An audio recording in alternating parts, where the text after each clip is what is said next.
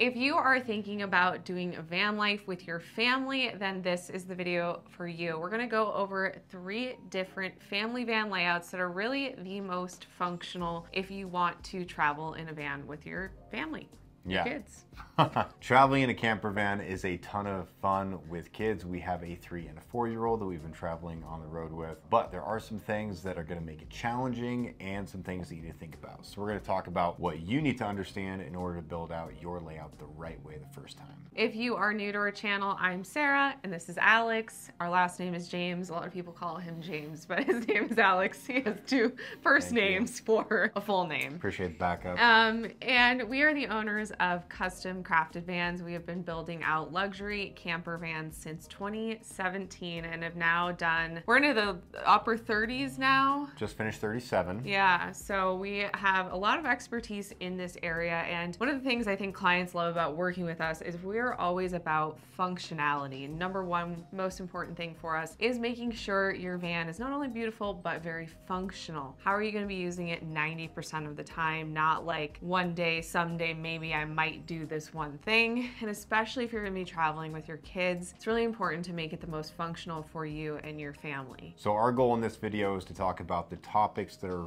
very relevant to planning a van for families to travel in. Like I said, we have 2 small kids, so we know what it's like to travel with just 2 adults, and then what the difference is when you do throw those 2 little children into the mix. So the first thing that we want to talk about is actually finding the right van. This is one of the most important aspects of building a functional and correct camper van, because you're talking about the length, so the wheelbase of the van that you're going to be building in, and then also the weight capacity. If you don't get this part of the build process right, it can really hamper those other decisions that you want to make down the line. Yeah, number one most important decision is to pick the right van for what you want to put into it. So we always say reverse engineer by figuring out what are your biggest items that you're going to have inside your camper van. Is that a bathroom, an extra seat to ride how many kids in the back, and where are you going to be sleeping? Those 3 things will determine most of your layout, because your bed is typically going to be at least 6 feet long. Your bathroom is going to be anywhere from, we've done 36 inches all the way up to 50 inches, I think.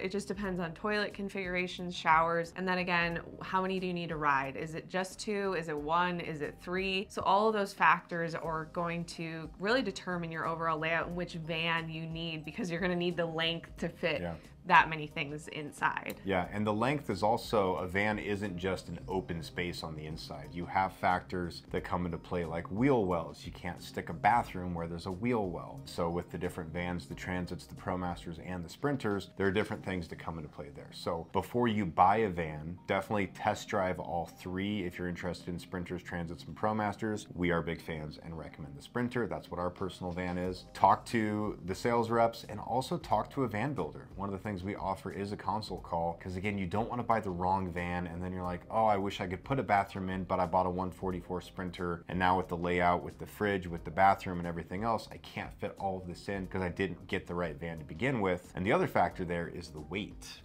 One big red flag that can kind of happen in the van space is builders not taking into consideration the weight capacity of the vehicle. If you're building in a 2500 Sprinter, for example, and you see a van with a roof rack, a front bumper, boxes on the back, a pop-up tent, all this crazy gear on the outside, and then it's fully built out on the inside with a seat and a wet bath and all this wood cabinetry, that van is probably 2,000 pounds overweight. We always take weight really seriously, so part of the consideration of what are you putting into your van is the weight capacity of that van. So for that reason, really for families, our number one choice is always going to be the 170 extended 3500 Sprinter. Yeah, because if you think about it, if you want to have a fully built out van with a kitchen and beds and an extra bench seat in the back, an electrical system and a plumbing system, that right there pretty much maxes out at 2500.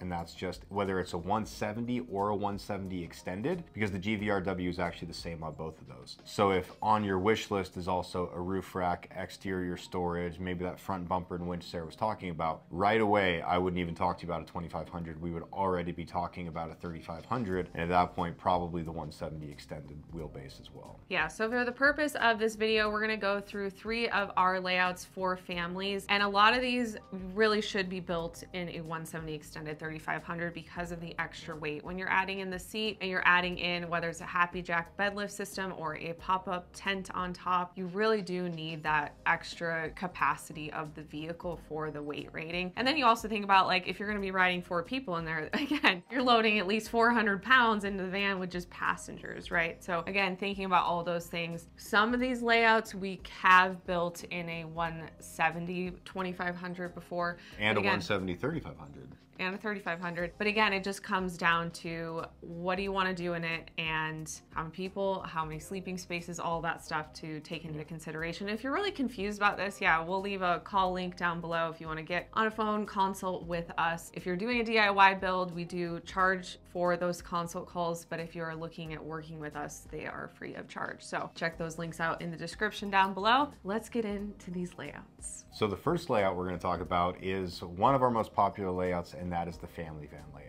Now, we personally have a 2022 170 extended 3500 Sprinter with this layout built into it. And we love to use it. We love to take our kids. It features a 2-person seat with seat belts, car seat attachments that's mounted on a swivel base that allows you to move the seat out of the way when you get where you're going. You know, we always have our kids forward facing when we're driving, but then one of the first things we do when we get to where we're going is take the car seats off, swivel the seat around, and then we've swivel the driver or the passenger seat around in the front. You've got a nice hangout space in the front and then a hangout space in the back. It also features a wet bath with a built-in urine diverting toilet, a 55-liter freezer, and a 49-liter fridge. And then the big feature in this is going to be the Happy Jack bed lift system. So we have a convertible table dinette space down below and a Happy Jack bed lift system mounted above, so you can actually turn that space into 2 essentially queen-size bunk beds in the back. So when we use our van, Sarah, she sleeps up top with our 4-year-old, I sleep down below with our 3-year-old, and it makes for a really comfortable what our kids think is camping. Bougie camping experience. Yes, this is a great layout for families that kind of just want that ease of like not needing to set anything up in the front or deal with like moving car seats out of the way at the bench seat. The bench seat does fold flat into what could be considered another sleeping space, but we never utilize it in that way. Well, we haven't yet. When they get a little older, we might be. But this is a great solution. It's super easy to set up at nighttime. You push a button and the Happy Jack drops down below. The con, I would say, of this layout is you lose storage because you don't have any upper cabinets in the rear because of the bed lift system. And it's a little tight. You know, you're sleeping in, I don't want to say a coffin, but like... You got about 30 inches above your head on tight. both. You have to crawl into the bed and just lay down and go to sleep. But it's very comfortable. I've never felt like it wasn't safe or anything like that. I think a lot of people have those concerns of like, what is the Happy Jack rated for? Is it going to just like drop and crush the people underneath? None of those things are going to happen. This is a people say that on our videos. This is a like tried and true and tested product that's been in RVs for a long time. It's been in the toy hauler industry and used in that for a long time. Yeah, so it's very safe and it's also very functional, and then it gives you that option to sleep 4 in the rear without a lot of work. And then during the day, again, you just push a button, that bed goes up, and then you have your dinette space where you can still eat and hang out, play games, all that fun stuff. So it really gives you that functionality of the convertible space. It's not just bunk beds, stationary, you know, modular, always set up in that way. You can raise the bed up and then have that functional space underneath. Yeah. We've also built this layout, if you were to take out that seat, we've built this layout for couples who just don't want to worry about making their dinette space into a bed. So that's kind of the other use of that Happy Jack as well. So the second layout we're going to talk about is our family van 2.0. What is the 2.0 stand for? So the 2.0, we actually created this layout in our first van we built as a family that we ended up selling to a family in Boulder, Colorado. We didn't want to utilize the Happy Jack bed lift system. Our kids were really little. We weren't like co-sleeping or doing any of that stuff. And we we were building in 2500. We were building in a 2500, so we had to really take weight into consideration, but we also wanted the storage.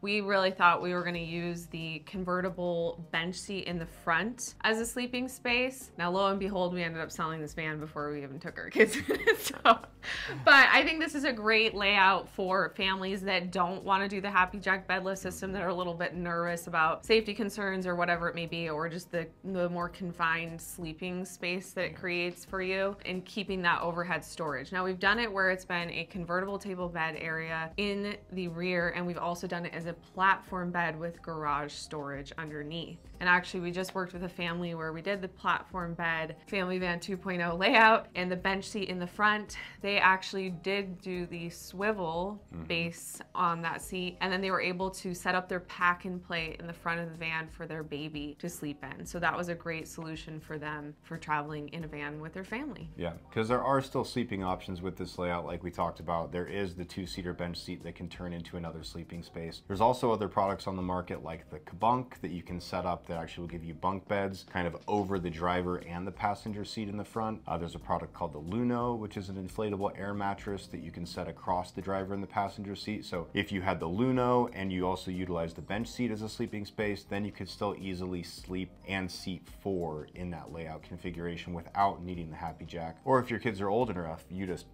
kick them out of the van and make them sleep in a tent, whatever you want to do. That's what my kids are going to be doing soon. Now, the third option is, we don't really have a name for it yet, but utilizing a pop-up tent on top of a Sprinter van. The Pop Top family van. Pop-top family van? Okay. Which I want to build. So someone, please, if you want a Pop Top in a van, come to me. I want to build it out for you. Yes, but for this one, I think that we would definitely recommend a 3500, because the Pop Top is not exactly the lightest thing, and then you would also have a bench seat, and then if you wanted a bathroom and any kind of exterior features, you would definitely want to do a 3500 for a Pop Top. Cool things about the Pop Top are there isn't really like setup. You don't have to worry about converting the bed or doing a Happy Jack. You just pop the top and somebody can crawl up there. Yeah. I think a lot of this depends on the age of your kids, right? So it's like, do you have car seats? Are they old enough to sleep on their own? Are they like 6 feet because they're like 16 years old and they need like a bigger space to sleep? So I think the Pop Top actually works really well for kids who are older, who are old enough to be able to climb up there and get up there on their own and be away from their parents, and it's not a big deal. That for our kids right now would not fly. They would not want to get up in a Pop Top, but I think for older kids, that's a great option. Same thing with like rooftop tents. That's another option that you could explore as well. Kind of similar to the Pop Top, but it does require you to get out of the van, and we have put Pop Tops on some of our conversions before. Now, one con of this kind of setup is in the Pop Top or the tent, whatever you're doing on top of the vehicle, there wouldn't really be much climate control. If you're doing, you know, the kind of the hard shell pop-up top that you can access through a hatch through the van. Yeah, kind of the clamshell style. You can put a vent fan in those typically, and you do have essentially like screens for ventilation on the sides of those. The tent obviously is just like sleeping in a tent. You're not going to have any climate control. And it also limits the climate control you can do within the van itself, because if you have something that big on top of your roof, it makes it difficult to then have a vent fan or AC unit actually servicing inside the van, not the Pop Top. Yeah, you wouldn't be able to do a roof mount version at that point. You'd be looking at one of the other, you know, versions that's mounted kind of in cabinetry or underneath the van. And then it also makes it difficult to do solar. You could do the kind of stick-on solar. But we're actually just one of our new clients. They do solar sails, and they were telling us how inefficient those are, and they just degrade over time because solar does need some like airflow underneath it, and when you just stick it to something, it just degrades a lot faster. So the life cycle of those panels are going to be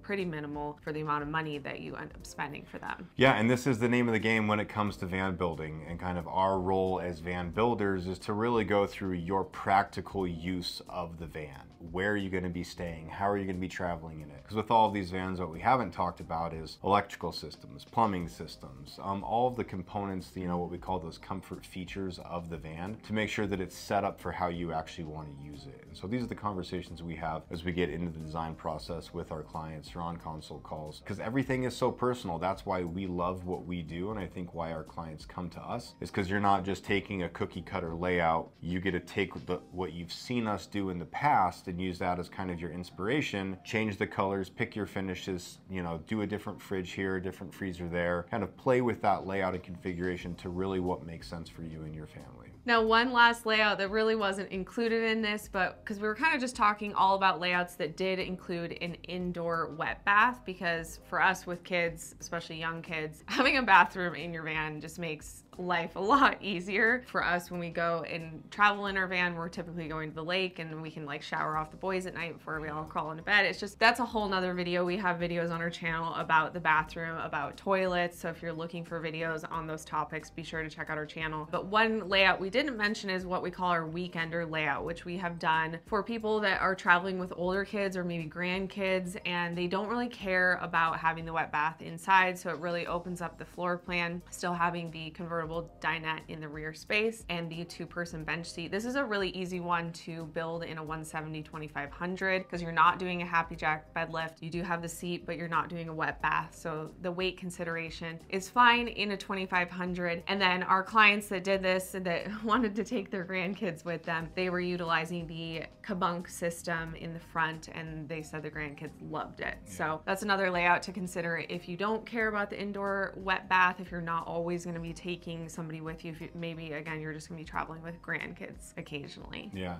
And if you're thinking about a layout, having friends come with you or your grandkids or your kids come with you, one thing I would say, our kids don't have a choice. They have to come with us, all right? If your kids have a choice, if your kids are older or you're like, oh, our friends would want to come on a road trip with you, a van is small. You may just want to consider building a van just for you and really maximize that small space you have for what you're going to be doing in it. Because although you're going to love your van, everyone doesn't love coming and peeing in your van with you. Yeah, so. And then you just have your friend rent a van and come with you, or you know, bring their tent and just camp with you outside. Outdoorsy is a great platform for that. And if you want to try a van rental and try a family van, we actually do rent our van out on Outdoorsy. So I will leave a link down in the description for that as well. Hopefully this helped kind of give you things to think about when it comes to your own van. And again, don't ignore the weight factor. I think a lot of people think they can fit it all in a van that's a 2500, 170, but then they're like, oh, I want the wet bath and I want the seat and I want to do a Happy Jack and I still want to have exterior features. You know, you have to take all those things into consideration and buy the right van like we were talking about at the beginning of this video. Yeah,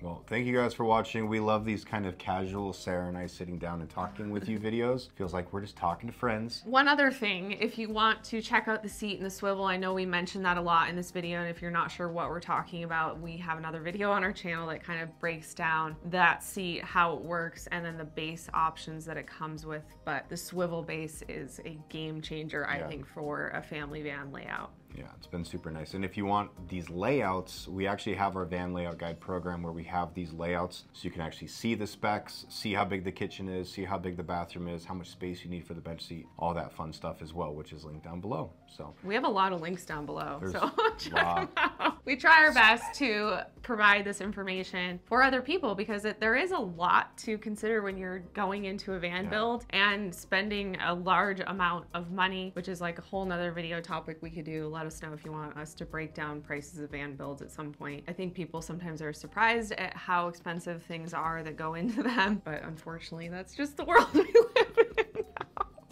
now. All right, well, that's it. We done? We're done. We're done. See you next time. Okay. Bye.